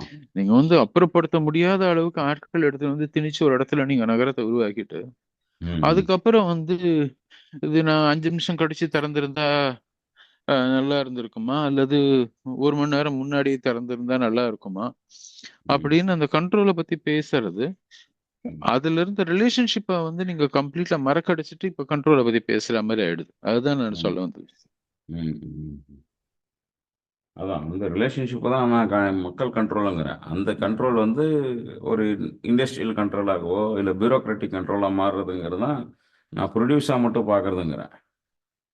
இவங்க கிட்ட இருந்து ஆஹ், அந்த ரிலேஷன்ஷிப்பு இழக்கிறது பிறகு தானே கண்ட்ரோலே வருது. அதுக்கு முன்னாடி அது ரிலேஷன்ஷிப்பாக இருக்குது. இது ஒன்று பார்க்குறோம். முக்கியமாக என்னென்னா இந்த கிராமத்தை மொத்தமாக அங்கே இருக்கிற அறிவு இல்லைன்னு கம்ப்ளீட்லி டிஃபை பண்ணுறக்கூடிய மக்கள் அதிகரிச்சுன்னு வராங்கன்னு எனக்கு தோணுது. கிராமத்தில் இருக்கிறதே முட்டாள்தனமானது. கிராமத்து வாழ்க்கை முட்டாள்தனமானது. கிராமத்தில் இருக்கக்கூடிய ப்ரொடக்ஷன் மாடல் முட்டாள்தனமானது. கிராமத்தில் இருக்கக்கூடிய ரிலேஷன்ஷிப் முட்டாள்தனமானது. அவர்களுடைய நம்பிக்கைகள் இருக்குல்ல. நகரத்தான் நம்பினா அது ஒரு மாதிரி நகரத்தார்கள்ன்றத நான் சிட்டி டுவெல்லர்ஸ் அப்படி அந்த அர்த்தத்தில் சொல்கிறேன். இந்த நாலேஜ் சிஸ்டத்தை சொல்கிறேன். இவங்க பண்பட்டதை காட்டிக்கக்கூடிய அதுவும் அந்த இவங்க பண்பாடு இல்லாதவங்க காட்டிக்கக்கூடியதாக இருக்கு இல்லையா? இது ஒரு பெரிய கான்ஃப்ளிக்ட் மாதிரி. மொத்தத்தில் நீங்கள் பிழைக்க தெரியாதவன் அப்படிங்க முதல்ல தொடங்குவாங்க. அது வந்து ஒரு ஒரு அகிம்சா வார்த்தை மாதிரி பிழைக்க தெரியாதவங்கிறது இம்சா வார்த்தையாக மாறுதுன்னு வைங்க. அது ஒரு வன்முறையான வார்த்தையாக மாறும்போது நீ முட்டாள்னு சொல்கிறதாவும் இருக்குது. யார் பிழைக்க தெரியாதுன்னு அதுக்கப்புறம் தான் ஃபைனலாக தெரியுது. அது எப்படின்னா வயசான காலத்தில் தெரியுது. நம்மாழ்வார் சொல்கிற மாதிரி 58 வயசு 60 வயசு வரைக்கும் அரசாங்கத்தில் உப்பு போட கற்றுக் கொடுப்பாங்க. 60 வயசு ஆகிட்ட பிறகு நம்மாழ்வார் ஆளாக மாறிடுவாங்க. பூரா பஞ்சகாவியை கையில் எடுத்துப்பாங்க பாரு. எப்படி அது ஓவர் நைட்டில் அவர் வந்து இயற்கை விவசாயியாக மாறினார்னு கேட்டிங்கன்னா அவருக்கு தெரியாது. அதே மாதிரி தான் இன்னைக்கு கிராமத்தில் இருக்கக்கூடிய அறிவோ உறவு முறைகளோ அவர்களுடைய நம்பிக்கையோ முட்டாள்தனம்னு சொல்கிறவங்க தங்களுக்கு பிரச்சனைன்னு வரும்பொழுது அது வயசின் காரணமாகவோ வாழ்விடத்தின் காரணமாகவோ இயற்கை சீற்றத்தின் காரணமாக பிரச்சனை வரும்போது மட்டும் திரும்பி கிராமத்தை வந்து பார்க்கறது. திடீர்னு ஒரு நைட்டில் எப்படி அதை சர்வே பண்ண வைக்க முடியும் இந்த நாலேஜ் சிஸ்டத்தை நமக்கு புரியல. இருக்கிறத ஒட்டுமொத்தமாக அழிச்சு தள்ளிட்டு இந்த நள்ளிரவில் நட்ட பயிர் காணும் நாதனே மாதிரி ஒரு நைட்டில் விதைய போட்டு ஒரு நைட்டில் அறுவடை பார்த்தணும்னு நினைக்கிறாங்க கிராமத்தில். கிராமத்து மேலே திணிக்கக்கூடிய ப்ரெஷராகவே நான் அதை பார்க்குறேன். காரணம் கிராமம் என்பது நகரத்துக்கு சப்ளை பண்ணக்கூடிய ஒரு ப்ரொடியூசிங் ஏஜென்சியாக மட்டுமே பார்க்குதே தவிர கிராமம் நகரம் என்பதே ஒரு காலத்தில் கிராமமாக இருந்து உருவெடுத்தது தான். கிராமத்தை அழிச்சு உருவெடுத்தது தான் பல இடங்கள்ன்றதை மறந்துடுறோம். அப்போ இவர்களுக்கு ரிசோர்ஸா நினைச்சா கூட அந்த ரிசோர்ஸ் ஷ்ரிங்க் ஆகினே வருதுன்னு புரியல. இப்போ இப்போ உணவு உற்பத்தியில இண்டஸ்ட்ரியா மாறுது, கேஷ் கிராப்பா மாறுது. அதனால மோனோட்டோனஸா மாறிக்கிட்டு இருக்கு. மோனோ கிராப்பா மாறுது நம்ம எப்படி சொல்றோமோ, அதே மாதிரி தங்களுடைய தேவையை சுருக்கிக்க இவர்களை கை காட்டி உங்களுக்கு ஒன்றும் தெரியல, உங்களுக்கு ஒன்றும் தெரியலன்னு சொல்ல இன்னைக்கு நான் உங்களுக்கு காலையில ஃபோன் காலில் பேசும்போது நம்ம பேசினேன் அதே மாதிரி தான். இப்போ மக்காச்சோளம், மரவள்ளி கிழங்கு பரவாயில்லன்ற மாதிரி தோணுது. அதுவாவது ஒரு உணவு பயிராவோ, ஒரு ஏதோ ஒன்றாவோ இருக்கு. ஒரு மைதாவா கூட உருவாகுதுன்னு வைங்க மக்காச்சோளம். இல்லை ஒரு ஜவ்வரிசியா உருவாகுது அப்படி இது மரவள்ளி கிழங்கு. இன்னைக்கு அதுல இருந்தும் அதுவும் அந்த வருமானமும் போதல. நகரத்துக்கு இணையாக, பெருநகரத்துக்கு இணையாக, அதுக்கும் மேல இருக்கக்கூடிய சிட்டிஸ்லாம் சொல்றோம்ல. அந்த மாதிரி அல்ட்ரா மாடல் சிட்டிஸுக்கு இணையாக சம்பாதிக்கிறோம்னா சவுக்கு ஒன்று தான் தீர்வுன்னு கிராமத்தை நம்ப வச்சிட்டாங்க இப்போ. ஆற்றங்கரை ஓரங்கள்ல இன்னைக்கு பாதிக்கப்பட்ட பயிர்கள்ல நெல்லுக்கு இணையாக சவுக்கு இருக்கு. அதை பயணப்பட்டு பார்க்கும்போது தெரியுது. விழுப்புரம் மாவட்டம், திருவண்ணாமலை மாவட்டத்தில் பயணப்பட்டதுல நெல்லுக்கு இணையாக ஆற்றங்கரை ஓரத்து ஆத்தங்க சவுக்குக்கு அவ்வளோ நீர்ப்பாசன வசதிலாம் பண்ணணும்னு அவசியம் இல்லை. அதனால அது தண்ணினால தான் அதை நட்டுருக்காங்கன்னு சொல்ல முடியாது. ஏன்னா இந்த ஆற்றுல இப்போ 3 நாள் தண்ணி போச்சு அதுக்கப்புறம் ட்ரை ஆன மாதிரி மேலே இருக்கும். அப்படியே மேபி அடியில் ஊற்று இருக்குமா இருக்கும். ஆனால் மேலே எந்த பாசனமும் இல்லை. மொத்தமாக கடலில் போய் கடந்திருக்கு. அது ஹைட்ராலஜிக்கல் சைக்கிளில் வேகமாக பெஞ்சு வேகமாக போயிருக்கு. பொறுமையாக பெர்குலேட் ஆகி வரல தண்ணி. முதலமா பெஞ்சு அப்படியே போயிருக்கு. மலை மேலே தேங்கி அந்த ஹியூமஸில் தங்கி இருந்து பெர்குலேட் ஆகி நதியாக ஆறாக அது பெருக்கெடுத்து ஓடலை. மழை வெள்ளம் வடிஞ்சிருக்கு. ஆறு மொத்தமும் வடிகால தான் வேலை செஞ்சிருக்கே தவிர ஆறு தன்னுடைய இயல்பு போக்கில் இல்லைன்றதையும் புரிஞ்சுக்கணும். இது எல்லாம் மக்கள்கிட்ட நாலேஜா இருக்கு.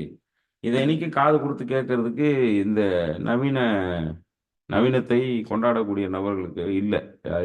அதிநவீனத்தில் மட்டும்தான் அறிவு இருக்குன்னு நம்மகிட்ட இல்லை. அது ஒன்று. இப்போ ஆறுகள் எல்லாமே வடிகால தான் வேலை செய்யுது. ஆறுகள் ஹைட்ராலஜிக்கல் சைக்கிளாக வேலை செய்யல. தண்ணி பெஞ்சா ஓடிடணும், அதுக்கு தான் ஆறுன்னு இவங்க நினைக்கிறாங்க. பொறுமையாக பெர்குலேட் ஆகி மலையிலேருந்து வடிஞ்சு வந்து அது வந்து பூமிக்குள்ளே ஊறி பொறுமையாக போய் சேரணுங்கிற. ஏன்னா எப்போ இது இங்கேருந்து ஓடி போய் கடலில் கலந்துரும் நம்ம நிம்மதியாக இருக்கலான்ற மாதிரி நினைக்கிறதுனால ஆறு பற்றி அப்படி ஒரு இருக்குது. அதான் ஆறை பாசன முறையாக கூட இவங்க பார்க்கல. அதனால தான் ஆற்றங்கரை ஓரங்களில் இத்தனை சவுக்கு வந்து நான் இப்போ தான் பார்க்குறேன். முன்னாடி பயணப்பட்டிருக்கேன். போன 2021, 2019, 2018, 2015 3 புயலும் தமிழ்நாட்டில் பெரும்பாலும் நான் பயணப்பட்டிருக்கிறேன். வெவ்வேறு காரணங்களுக்காக. அது நிவாரணமாக இருக்கலாம், இல்லை நதிநீர் கழிமுகங்கள் சார்ந்துன்னு பார்க்கும் பொழுது இந்த முறை நீங்க நான் பார்த்து.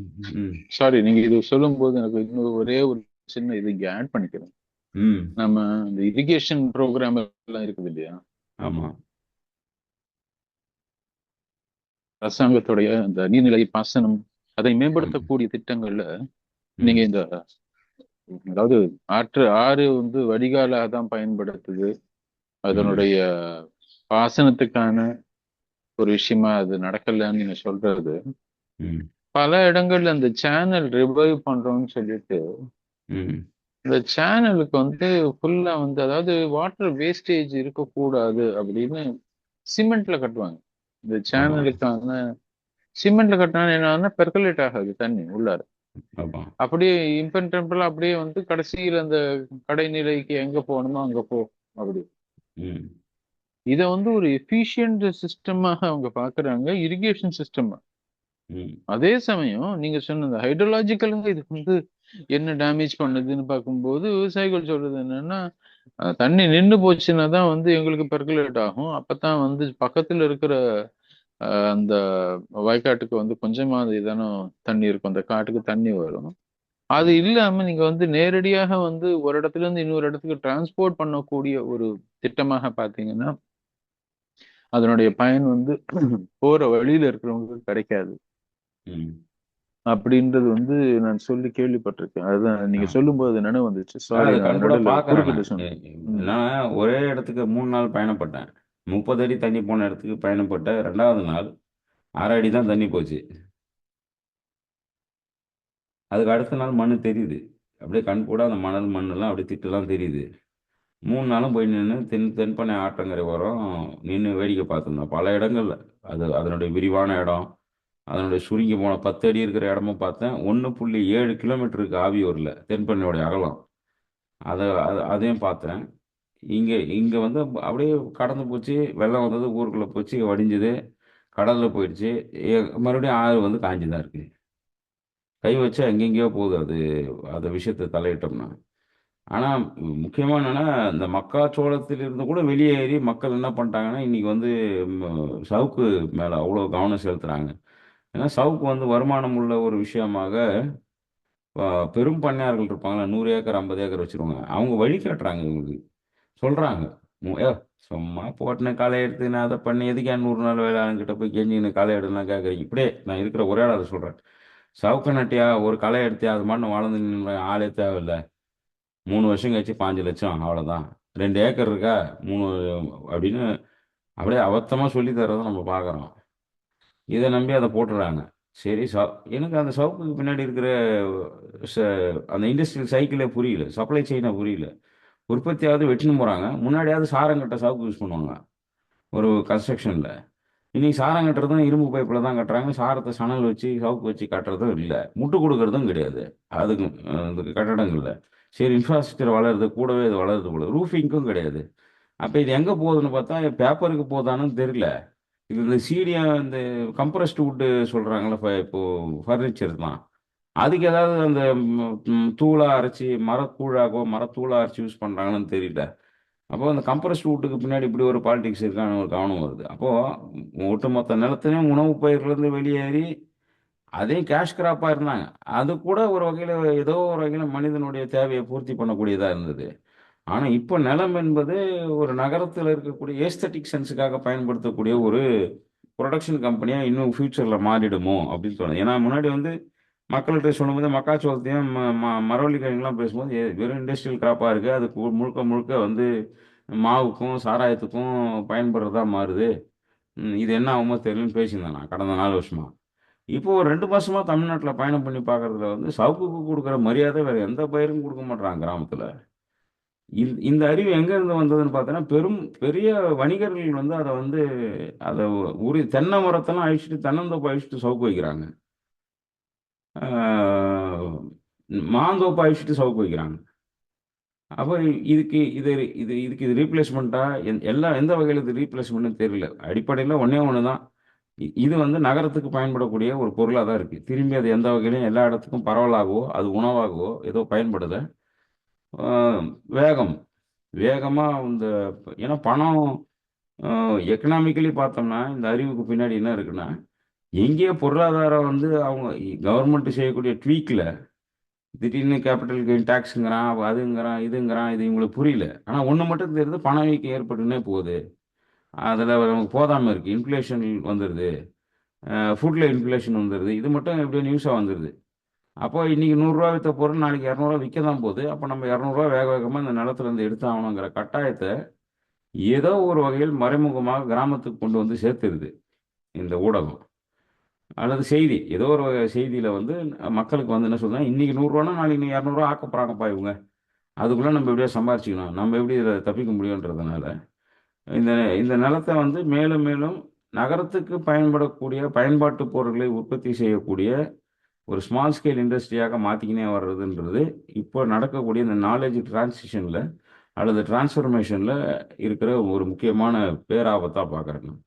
இந்த பேராபத்திலிருந்து மீட்கிறதுக்கு அவங்களுக்கு என்ன மாதிரி வேலை செய்யணும்னு தான் நம்ம கடைசியா பேசணும். இல்ல என்ன யோசிக்கணும்? வேலை செய்யணுன்றது என்ன யோசிக்கணும்? இதிலிருந்து எப்படி அ காத்துக்கிறது? தங்களுடைய வாழ்க்கைங்கிறது ஆரோக்கியம், பணம், அப்புறம் இயற்கை சார்ந்த அந்த வளங்கள் இதெல்லாம் சேர்ந்ததுன்னு தான் புரியாம, இது வெறும் எக்கனாமிக் சென்ட்ரிக்கா மாறிடுமோ? எல்லாமே பொருளாதாரத்தை மட்டும் மையமா வச்சு இந்த வேகத்தை இன்னும் அதிகப்படுத்துவோமோ? அ அப்படி எக்ஸ்போனன்ஷியலா இத அதிகப்படுத்திருவோன்ற கேள்வியும் சந்தேகத்தினோட தான் இந்த பயணம் எனக்கு இருந்தது. வெறும் இது ஒரு மழை பிரச்சனையாகவோ, நதிநீர் பிரச்சனையாகவோ இந்த பயணத்த நான் பார்க்கல. நான் இப்போ இந்த பேக் டு பாரத் அப்படின்னு ப்ரொஃபசர் நாகான்னு ஒருத்தர் ஒரு புத்தகம் எழுதியிருக்காரு. ம், ம், நாக பிரகாசம்னு தமிழரு. ம், அவரு ஆஹ், இப்போ ஐஐஎம் பெங்களூர்ல ப்ரொஃபஸரா இருக்கிறாரு. கொஞ்ச நாடு வெளிநாட்டுல போய் வேலை பண்ணிட்டு வந்து இப்ப பண்ணிட்டு இருக்கிறாரு. ம், இந்த புத்தகம் வந்து பேக் டு பாரத்னு போட்டிருந்துச்சு. நான் முதல்ல தற்செயலா அவர் சந்திச்சிருந்தேன். அதனால அந்த புத்தகத்தை வாங்கியிருந்தேன். ம், வித்தியாசமா எழுதியிருக்கிறாருன்னு. ம், நான் படிக்கல. வாங்கி ஒரு 4 மாசத்துக்கு மேல ஆகுது. இப்ப சமீபத்துல எடுத்து படிச்சுட்டு இருக்கிறேன். ம், அதுல எதுக்கு அது இங்க சொல்றேன்னா, ம், இதுல 2 விஷயம் அவர் சொல்றாரு. நம்ம பேசக்கூடிய பல பிரச்சனைகள் அவர் வந்து ஒரு மட்டத்துல மாத்திரம் அணுகிறாரு. ஒரு விதத்துல அவர் வந்து அவருடைய சொல்யூஷன் வந்து ரொம்ப சிம்பிள். ம், எல்லாத்துக்கும் வந்து enterprise will be a solution அப்படின்னு பாக்குறாரு. கிராமத்துல நிறைய தொழில்கள் புதுசு புதுசா வளர்ந்துச்சுன்னா ம், அதுவே தீர்வாக இருக்கும் அப்படின்னு. ம், ஆனா அதோட முக்கியம் அவர் பண்ணியிருக்கிற புத்தகத்துல 2 பகுதியா பிரிக்கிறார். ம், ஆஹ் எப்படி வந்து நிலைத்த பொருளாதாரம் வரணும்னா நம்ம கட்டமைப்புல என்னென்னலாம் மாற்றங்கள் ஏற்படுத்தணும், பொருளாதாரத்துல என்னென்ன மாற்றங்களை ஏற்படுத்தணும், ம், ஏன் வந்து சிறு வியாபாரம் ஏன் முக்கியம் அப்படின்றதும் பேசுறாரு. சிறு ம், லோக்கல் எக்கானமிஸ் ஏன் முக்கியம்னு. பட் ம், 2வது பகுதியாக அவருடைய புத்தகத்துல ம், தனிநபர் வாழ்க்கையில் ஏற்பட வேண்டிய மாற்றங்கள் என்னவா இருக்கணும் அப்படின்னு பேசுறாரு. ம், இது நான் ஒரு முக்கியமான விஷயமா பார்த்தேன். ஏன்னா நம்ம சாதாரணமா பேசும்போது இது மாதிரி எழுதுறவங்க எல்லாருமே சிஸ்டமிக்கா எழுதிட்டு அப்படியே விட்டுடுவாங்க. இப்ப ம், இன்னொரு ப்ரொஃபஸர் அதே மாதிரி இங்க எழுதியிருக்கிறாரு. வெளிநாட்டுல வாழ்ந்துட்டு வந்து இங்க நம்ம ஊர்ல எக்கனாமிக் ப்ரொஃபஸரா வந்தவர். ம், மிக பெருசா ஒரு புத்தகத்தை எழுதியிருக்காரு, இந்தியன் ம், டெவலப்மெண்ட் அப்படின்னு. ம், ஆஹ் ஒரு ஏறத்தாழ 800 பக்கத்துக்கு எழுதியிருக்கார் அவர். அந்த மாதிரி செய்ய வேண்டிய வேலைகள் வந்து அவர் வந்து எழுதியிருக்கிறது முழுக்க முழுக்க ஒரு பியூரோக்ராட்ஸ் எப்படி இருக்கணும்ன்றத மாதிரி எழுதியிருக்காரு. அது வந்து சிஸ்டமிக்கா, இவர் சிஸ்டமிக்காகவும் எக்கனாமிக்காவும் பேசிட்டு இண்டிவிஜுவலாகவும் பேசுறாரு. அதுல தனிநபர் வாழ்க்கையில என்னென்ன மாற்றத்தை ஏற்படுத்தணும் அப்படின்னு நான் எதுக்கு சொல்றேன்னா, நாம இன்னைக்கு இருக்கக்கூடிய மக்கள் மத்தியில தேவை என்ன அப்படின்னு பார்க்கும்போது எந்த மாதிரி விஷயங்கள் நமக்கு தேவை இல்லை, எதை மறுக்கணும் அப்படின்றத நம்ம புரிஞ்சுக்கணும். இது வந்து நேத்து விஷயம் இல்ல, இது வந்து பிரிட்டிஷ்காரன் காலத்துல இருந்து ஒரு விஷயம். ஒரு பாம்பேவுடைய வைஸ்ராயோட காந்தி மீட் பண்ணாருன்னு சொல்லுவாங்க. அப்போ அந்த வைஸ்ராய் சொல்லுவாராம் காந்தி கிட்ட பேசும்போது, உரையாடும் போது 1920 30 நடக்குது இந்த உரையாடல். வைஸ்ராய் பேசும்போது இந்த பாம்பே இல்ல வைஸ்ராய் இல்ல, பாம்பே மாகாணத்துடைய அந்த பிரிட்டிஷ் ரெப்ரசன்டேட்டிவ் கவர்னர் அவர் சொல்லுவாராம காந்தி கிட்ட, உங்க மக்களுக்கு இலவசமா எதை கொடுத்தாலும் வாங்கிக்கிறாங்க, அது அவங்களுக்கு நல்லதா கெட்டதான்னு தெரியல, அவங்களுக்கு இலவசமா கொடுக்குற விஷயத்த நிராகரிக்கிறதுக்கு உங்க மக்களுக்கு தெரியல, அதனால ஏதாவது ஒரு விஷயம் புதுசா அவங்க கிட்ட புகுத்தணும் அப்படின்னா முதல்ல எடுத்தோன்னா அது இலவசமா நாங்க கொடுத்துடுறோம் அப்படின்னு அதை எழுதிட்டு, இத பத்தி நான் ஒரு புத்தகத்துல படிச்சேன். அத கேட்டுட்டு காந்தியால அதை எதிர்த்து பேச முடியலையாம. ஏன்னா அடுத்த 2-3 நாளைக்கு அதை பத்தி அவரு எல்லார்கிட்டையும் பேசினதாக படிச்சிருக்கேன். ஆமா, இது உண்மை, நம்ம மக்களுக்கு இந்த ஒரு வீக்னஸ் இருக்குது அப்படின்னு. இந்த அறிவுசார் ஞானம் அல்லது விஸ்டம்லயும் நம்மளுடைய பிரச்சனை அதுதான். நமக்கு யாராவது அதான் வந்து சொன்னாங்கன்னா, இலவசமா வந்து நம்மளுக்கு ஒரு அட்வைஸ் கொடுத்தாங்கன்னா, இது நமக்கு தேவையா இல்லையா நிராகரிக்கிறதுக்கு நமக்கு வரமாட்டாங்குது. தேவையில்லைன்னா இது எனக்கு வேணாயா, இதை பத்தி என்கிட்ட பேச வேண்டாம் அப்படின்னு. இப்ப கலச பக்கத்துல நான் இதை பார்த்துருக்கிறேன். சில பேர் தேவையில்லாம வந்து இதை விக்கிறேன் அதை விக்கிறேன் வர்றவங்க கிட்ட சில சமயம் இல்லைங்க வேணாங்க நீங்க பேசாதீங்க, இதை பத்தி மேல பேசுனீங்கன்னா தேவையில்லாம இங்க இது வரும், வேண்டாம் நிறுத்திடுங்க அப்படின்னு சொல்லி ஒட்டுமொத்தமாக எல்லாருமே சேர்ந்து அது மாதிரி ஆள நீங்க இது பேச வேண்டாம், இந்த அறிவு எங்களுக்கு தேவை இல்லை அப்படின்னு சொல்லக்கூடிய ஒரு பக்குவத்துல அந்த விவசாயிகள் கூட்டமைப்பு இயங்குது இன்னைக்கு. அந்த ஒரு சமூகம் இயங்குது. ஏன்னா அந்த சமூகத்துக்கு இருக்கக்கூடிய அந்த ஒரு பக்குவம் வந்து எல்லா இடங்கள்லயும் இருக்கான்னா இல்ல. இலவசமா வந்து நான் பேசுறேன், நான் இதை சொல்றேன் அப்படின்னு யாரானு சொன்னேன்னா அப்படியானு கேட்டுக்கிறாங்க. அது மாதிரி கேட்கும் போது பொது தளங்கள்ல நாம இது மாதிரி அறிவுசார் விவாதங்களுக்கு இடம் கொடுக்க கூடாது. ஏன்னா சில சமயம் நம்ம வந்து டெமோக்ரஸி எல்லாருக்கும் அவசியம் அப்படின்னு சொல்லிட்டு இது மாதிரி விஷயங்களை வந்து கேட்கறதுக்கு நேரம் கொடுக்கணும்ல. அது வந்து ஒரு ரெஸ்பான்சிபிலிட்டி இருக்குன்னு உணராம பேசுறது. ஆமா, அது வந்து ஒரு ஒரு என்ன சொல்றது, ஒரு பொறுப்பில்லாத தன்மையா தான் நான் பாக்குறேன். பொறுப்பில்லாதவங்களுக்கு எதுக்கு நீங்க அவ்வளவு நேரம் கொடுக்குறீங்க? நீங்க வந்து எதனா ஒரு விஷயத்த, இப்போ நம்ம ஊர்ல சாதாரணமா ஒருத்தர் வந்து வயசு வித்தியாசம் பார்க்க மாட்டாங்க, ஆனா அவருடைய நடத்தையில இருக்கக்கூடிய கண்ணியத்தையும் பொறுமையும் பார்த்துட்டு தான் தலைவராக்குவாங்க. வயசுக்காக வந்து தலைவர்ன்றது வந்து தமிழ் சினிமால வந்துதான் பெரிய பிரபலம் ஆச்சே தவிர, நான் உண்மையில நான் பார்த்த கிராமங்கள்ல வந்து பல நேரங்கள்ல சமூகத்தில இருந்து வரக்கூடிய தலைவர்கள் வந்து வயசை வச்சு வரல. எப்பயுமே வயசானவங்க நரைச்ச முடியோட கையில சொம்பு வச்சுட்டு பஞ்சாயத்து பேசுறதுன்றது வந்து விஜயகுமாரை பார்த்து தான் வந்து நம்ம வந்து அந்த ஒரு ஸ்டீரியோ டைப் இமேஜ் மக்கள் மத்தியில பிரபலமாயிருச்சுன்னு தோணுது சில சமயம். ஏன்னா நம்ம ஊர்கள்ல எனக்கு சுனாமி அப்ப நான் பார்த்திருக்கிறேன், வயசுலயே ரொம்ப சின்னவங்க கடலோரம் இருக்கக்கூடிய கிராமங்கள்ல வெளியூர்ல இருந்து நிறைய பேர் வந்தாங்கன்னா யார் அவங்க கிட்ட கிராமத்து பிரச்சனைகளை அழகா சொல்லி பிரச்சனைகளுக்காக தீர்வுகளாக மாற்ற முடியுமோ அது இளைஞர்களா இருந்தாலும் அவங்கள வந்து ஊருடைய தலைவராக தேர்ந்தெடுத்து மக்கள் நிறுத்தினாங்க. அந்த ஒரு பக்குவம் நம்மளுடைய ஊர்கள்ல பல இடங்கள்ல இருக்கு, ஆனா பல இடங்கள்ல இல்லைன்றதும் இன்னைக்கு உண்மை. அந்த பக்குவம் வந்து இல்லாம போறது, எது நமக்கு தேவையில்லை அதை நிராகரிக்கணும். அண்ட் தேவையில்லாத விஷயத்த அதிக நேரம் செலவு பண்ண வேண்டாம். அது ஒரு மீம்ஸ் பாக்குறதா இருக்கட்டும், தனிநபர் வாழ்க்கையில வந்து மீம்ஸ் பாக்குறதோ அல்லது நியூஸ். இன்னைக்கு நமக்கு வந்து மிகப்பெரிய டைம் வேஸ்டர் அண்ட் டிஸ்ட்ராக்ட் பண்றது வந்து செய்தி அப்படின்னு வரக்கூடிய நியூஸ் தான். ம்.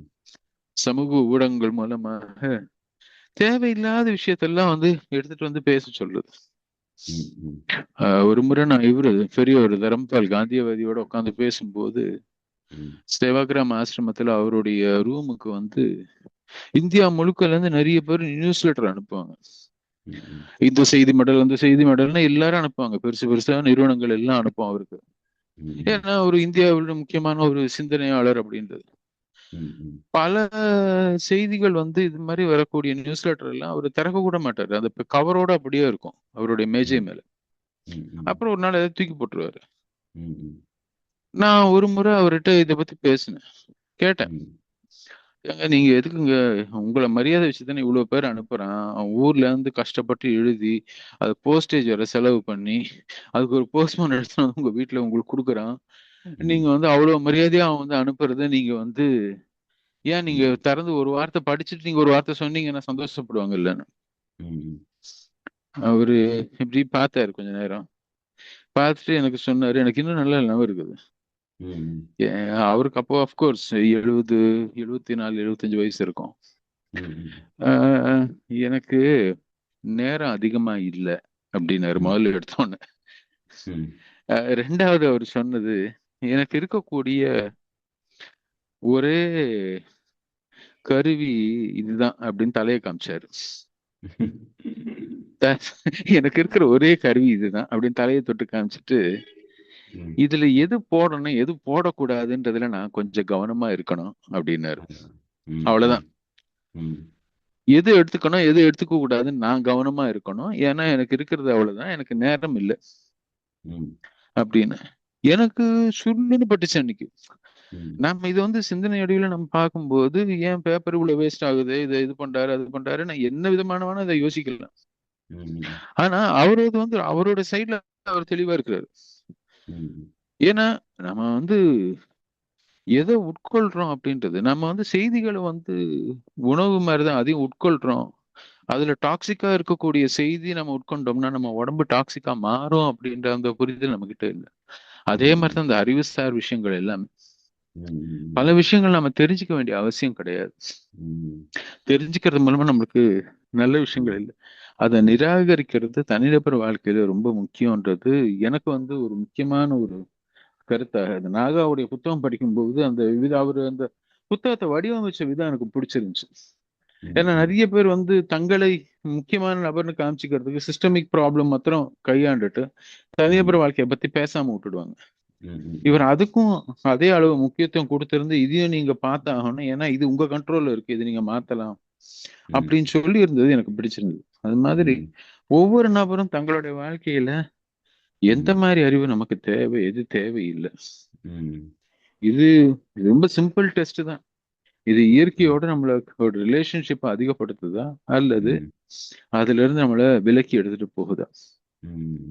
அப்படின்ற அளவுக்கு நம்ம யோசிக்க ஆரம்பிச்சதுனால, எனக்கு ரொம்ப நாள் முன்னாடி ஒரு ஒரு துறவி, ஒரு வயசான துறவியோட உட்காந்து பேசும்போது ம். இந்திய அறிவுசார் மரபு எல்லாம் இருக்கு இல்லையா, நம்மளுக்கு வந்து ம். ஆயுர்வேதம் சித்தா, ம். நம்மளுடைய மரபுல இருக்கக்கூடிய அறிவுசார் மரபு வந்து எல்லாம் காணாமலே போயிட்டு இருக்குது அது இதுன்னு ஏதோ ஒரு விவாதம் அதை பத்தி பேசிட்டு இருந்தோம். ம். பேசி முடிச்சுட்டு ஒரு வகுப்புல இதை பத்தி எனக்கு விவாதம் நடந்துச்சு. அந்த ஒரு ஆசிரமத்துல உட்காந்து பேசிட்டு ம். அது முடிச்சதுக்கு அப்புறம் எல்லாரும் கிளம்பி போயிட்டாங்க. நைட்டு 10:30 ம். 11 மணி இருக்கும். அவர் ம். மாத்திரம் வயசானவர் மாத்திரம் உட்காந்துட்டு இருந்தாரு. ம். நானும் உட்காந்துருந்தேன். கொஞ்ச ம். நேரம் ஒண்ணுமே பேசல. ம். நேரம் கழிச்சு இப்படி பார்த்தாரு. ஒரு மாதிரி ஒரு ஆழ்ந்த ஒரு ரொம்ப அமைதியான ஒரு நிலைமையில இருந்தாரு அவரு. அப்ப ம். அவரு சொன்ன ஒரு விஷயம் எனக்கு இன்னைக்கும் நல்ல நினைவு இருக்குது. ம். நம்ம எவ்வளவோ மறந்து போனாலும் நம்ம கிட்ட இருக்கக்கூடிய எல்லா அறிவுசார் மரபுகளும் மறந்து போனா கூட ம். நம்ம தனியா ஒரு இடத்துல உட்காந்து ம். காட்டுக்குள்ள கூட இல்ல, ஒரு மரத்து கீழேயோ செடியோடையோ இயற்கையோட உட்காந்து அமைதியா நம்மளால இருக்க முடியும்னா ம். ஒவ்வொன்றா இதெல்லாம் திரும்பி நம்ம புதுப்பிச்சிருவோன்ற நம்பிக்கை எனக்கு இருக்கு அப்படின்னாரு. ம். எனக்கு ரொம்ப ஸ்ட்ராங்கா பட்டுச்சு அன்னைக்கு. ம். அண்ட் அதுக்கப்புறம் இது நடந்து ஒரு 15-20 வருஷம் மேல இருக்கும். ம். அன்னில இருந்து இன்னி வரைக்கும் எனக்கு வந்து அவர் சொன்ன அந்த வார்த்தை எனக்கு இன்னைக்கும் உண்மைன்னு தோணுது. ம். ஏன்னா எப்படி வந்து எதை நிராகரிக்கிறோன்றதுல நம்மளுக்கு தெளிவு இருந்து நம்ம வாழ்க்கையில அதெல்லாம் நம்ம தலையில எடுத்துக்காம இருக்கும் தான் நல்லதோ, அதே மாதிரி அமைதியாக இருந்து பழகணும். ம். நம்மளுக்கு வந்து நிறைய ஆக்டிவிட்டிக்கு நடுவில் இருந்து இருந்து பல பேர் இன்னைக்கு அமைதியா இருந்து தங்களுக்கு ஏதோ வியாதியும் நினைச்சுக்கிறாங்க. தங்களோட அமைதியா இருந்து மக்கள் பழக ஆரம்பிக்கணும். நாம நம்மளோட அமைதியா இருந்தான்னா எந்த கையில போன் இல்லாம எதையும் படிக்காம ஒரு ம். நதிக்கரையில அமைதியா உட்கார முடியுமா? பார்க்க ஆ, முடியுமா? ஒரு மரத்துக்கு கூட அதான். உட்கார முடியுமா? செடியோட உட்கார முடியுமா? ஏன்? அது பார்க்கிற தன்மை நம்ம வந்து இழந்துட்டோம்னா மற்ற எந்த விதமான அறிவுசார் விஷயங்கள் நம்மளுக்கு வந்தாலும் நம்மளால ஒண்ணும் ஏ- செய்ய முடியாது. எனக்கு அது ஒரு பிரச்சனை தான். என்னன்னா, போன முறை தூத்துக்குடி வெள்ளத்தப்ப கழிமுகத்தை போய் ஷூட் பண்ணோம். அப்பயே ஷூட் பண்ணணும்னு ஒரு ஐடியா இருந்தது. இப்போ அது கூட இல்லை, பார்க்கணும் தான் போனோம்.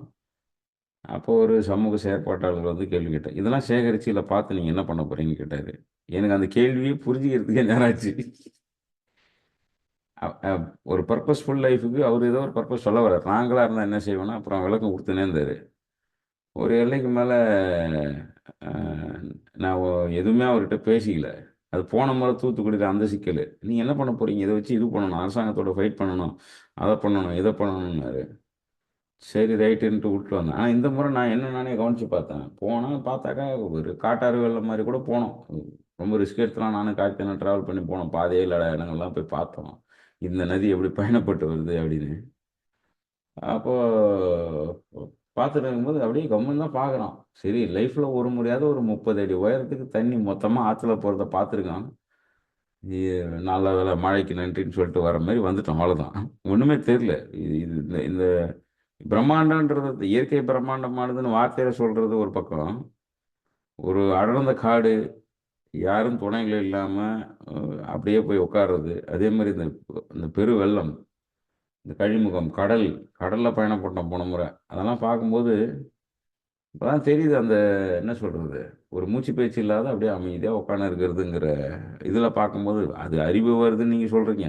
ஆனா அந்த அறிவுலாம் தாண்டி இப்படியான காட்சிகள் வந்து இயற்கையில இயல்புதாங்கிறது அக்செப்ட் பண்ற மனநிலை வரணும்னு நினைக்கிறேன் நான். அது ஒரு பெரிய நாலேஜா பார்க்குறேன். இந்த இந்த இயற்கையோட பிரம்மாண்டத்தையே பிரம்மாண்டத்தின் இந்த சினிமேட்டிக்கான பிரம்மாண்டமான பேரழிவுன்னு சொல்றான். இயற்கையில இருக்கக்கூடிய இந்த வியப்பு வந்து நம்ம கண்ணுக்கு கிடைக்குதுங்கிறத வந்து பார்க்கறதே பெரிய விஷயமா இந்த முறை மாறி போச்சு. அந்த ஆஸ்பெக்டே மாற்றிக்கினேன் நான். கழிமுகத்தை அதாவது நான் வந்து இப்போ ஆவணப்படுத்தணும்னு ஒரு புத்தி இருந்தது எனக்கு. இந்த முறை ஆவணப்படுத்தலாம், எனக்கு ஆவணப்படுத்த முடியாதுங்கிறது எனக்கு உறுதியாக தெரிஞ்சு போச்சு. முன்னாடி இருந்தால் கூட அதில் இன்னும் உறுதிப்பாடாக தெரியுது.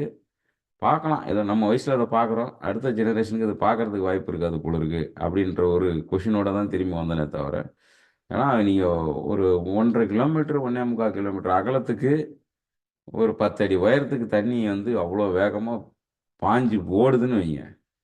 அதை நின்று பார்க்கறதுங்கிறது இந்த இது மாதிரி தான், ஜென் மொமெண்ட் மாதிரி தான். நீங்கள் வேற நதி இல்லைன்ற மாதிரி ஆயிடுது. அப்புறம் எங்கேருந்து நான் நதிக்கு எதிராக செயல்படுறது?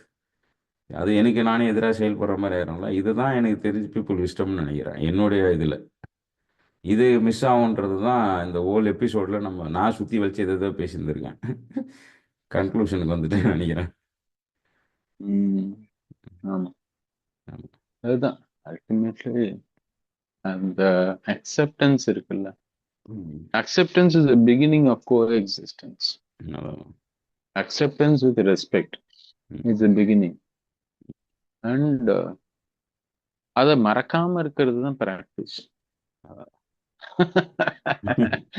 அதை மறந்துட்டு தான் நம்ம வந்து வெவ்வேறு விஷயத்துல மாட்டிட்டு அவதிப்படுறதோ இது பண்றதோ அது மறந்து போறது. அதை அதான். மறக்காம வந்து தொடர்ந்து பண்ணிட்டே இருக்கிறது, ஒவ்வொரு வினாடியும் பண்ணிட்டே இருக்கிறது தான் ப்ராக்டிஸ். ம். ம். ஜென்னு நீங்க சொன்னதுனால எனக்கு கடைசியா அதை சொல்லி முடிச்சுக்கிறேன். ம். ரொம்ப நாள் முன்னாடி படிச்சது. ம். ஏதோ ஒரு இடத்துல ம். யாரோ ஒரு ஸ்டூடெண்ட் ஒரு மாஸ்டர் கிட்ட கேட்பாரு, நான் ப்ராக்டிஸ் பண்ணிட்டே இருக்கேன், நான் சில நேரங்கள்ல என்னோட ப்ராக்டிஸ் தவறுது, ம். ம். அந்த தவறுன்றது எனக்கு எப்படி தெரியுது மாஸ்டர் கேட்பாரு. ம். இல்ல அதை பத்தி நான் பாக்குறேன், இல்ல நான் தவறு பண்றதை பாக்குறேன், இல்ல யாரு ம். பாக்குறாங்க அப்படின்னு ம். இதை ம். பாக்குறது யாரு? அதுவும் நான் ம். தான். ம். ம். சரி, அப்போ ஆஹ், ஆஹ், தெரிஞ்சுக்கிறல்ல அதுவே போரும் உனக்கு அப்படின்னு. ம். அது உணர்றதுக்கு அந்த மாணவருக்கு நேரமாகும். அது என்ன அவர் சொல்ல வர்றாருன்றது. அது ம். மாதிரி அந்த பாக்குறது யாரு? ம். வாட்ச் த வாட்சர் அப்படின்னு. ம். அவரை மாத்திரம் பார்த்துக்க போறோம் அப்படின்னு. ம். ம். அது மாத்திரமே பார்த்துட்டு இருந்தாலே சரியா போயிடும் அப்படின்னு அந்த ஒரு உணர்வு. நாம வந்து ம். இதை தாண்டி போறோம், திருப்பி இங்க வந்துடணும் அப்படின்ற ம். அந்த ஒரு நினைப்பு இருந்துச்சுன்னு ம். ம். வந்து நீங்க சொல்றதுல இன்னொரு முக்கியமான விஷயம். ம். நீங்க சொன்ன அந்த போய் பார்த்தீங்கன்னு சொன்னீங்க இல்லையா? ஆமா. இது வந்து எந்த கிளாஸ் ரூம் யாராலையும் வந்து கத்துக் கொடுக்க முடியாது. ம். இது உணர்வுபூர்வமாக நேரடியாக அனுபவம் மூலமாக வருது. ம். இதை வந்து பிரம்மாண்டமா ஒரு ஸ்கிரீன்ல நான் வந்து போட்டு காமிச்சாலோ அல்லது 3D எஃபெக்ட்ல காமிச்சாலோ அல்லது ம். இதுவா இருந்தாலோ அது மாதிரி நான் காமிக்கும் போது என்ன ஆகும்னா அந்த தொழில்நுட்பத்தின் மேல ஒரு மரியாதை வருமே தவிர அந்த ம். ம். அக்செப்டன்ஸ் வராது. அதான். இயற்கையோட அக்செப்டன்ஸ் வராது. ம். அந்த பிரமிப்பு வந்து பெரும்பாலும் தொழில்நுட்பத்தோட அடங்கி போயிடும். ம். அங்கதான் நம்ம வந்து மாறுபடணும் ம். அப்படின்றதோட நான் இன்றைய எபிசோட நிறைவுபடுத்திக்கிறேன். நாட்டை நேயர்கள் அனைவருக்கும் நன்றி. இன்னொரு எபிசோடில் சந்திப்போம். ஆனால் எனக்கு தெரிஞ்சு இது ரொம்ப பெரிய எபிசோடாக இருக்கும்னு நினைக்கிறேன். இருந்தாலும் அப்படியா? முழுமையாக கேளுங்க. பார்ப்போம். அடுத்த எபிசோடில் மக்களுடைய ஞானம் அதை தான் இதை பேசியிருக்கோம். அடுத்த பீப்புள்ஸ் எபிசோடில் விஸ்டம். சந்திப்போம்.